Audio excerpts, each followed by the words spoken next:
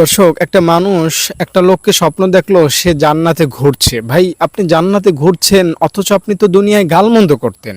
সে বলল, ঠিকই তুমি বলছো, তুমি আমাকে চেনো, তুমি আমার প্রতিবেশী, আমি দুনিয়ায় অনেক গালমন্দ অনেক কি করেছি, কিন্তু আল্লাহ আমাকে মাফ করে জান্নাতে দিয়ে দিয়েছেন।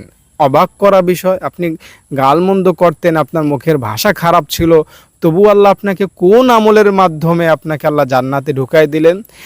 ওই আমলটার কারণে আমিও জান্নাতি হতে চাই এমনটা আগ্রহ প্রকাশ করলেন।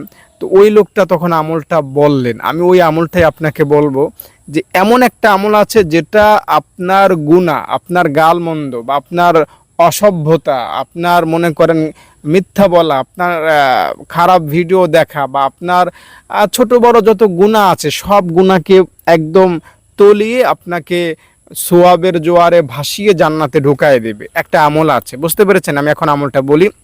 তার আগে অনুরোধ করছি ভিডিওটিতে একটা লাইক করেন এবং কমেন্টে সবাই লেখেন আমিন।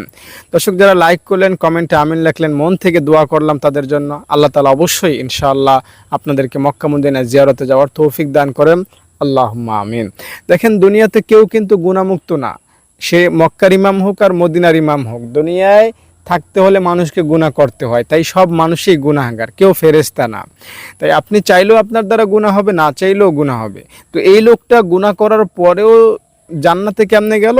এই লোকটার একটা ভালো গুণ ছিল, সে যখন একটা মানুষকে গালি দিত তখন এর বিপরীতে একবার সুবহানাল্লাহ বলতো। মানে সে সারাদিনে যদি 100 গালি দিত, এর বিপরীতে সে ঘুমের আগে 100 বার সুবহানাল্লাহ বলতো।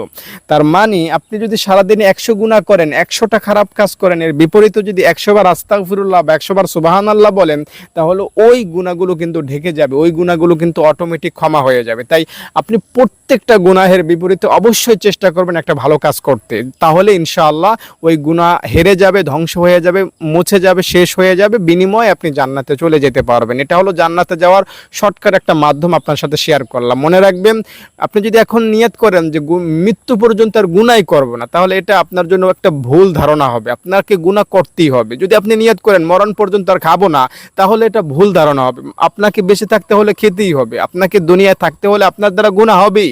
তাই গুনাহ হয়ে গেলে আপনি সাথে সাথে আস্তাগফিরুল্লাহ পড়বেন, সুবহানাল্লাহ পড়বেন। আপনি গুনাহ নিয়ে কোনো টেনশন করবেন না, বুঝতে পেরেছেন? তাই আজ থেকে তাওবা করে আপনি সামনে থেকে গুনাহ হয়ে গেলে সাথে সাথে এর বিপরীতে সুবহানাল্লাহ বলবেন, তাহলে এই লোকটার মতো ইনশাআল্লাহ আপনিও জান্নাতে চলে যেতে পারবেন।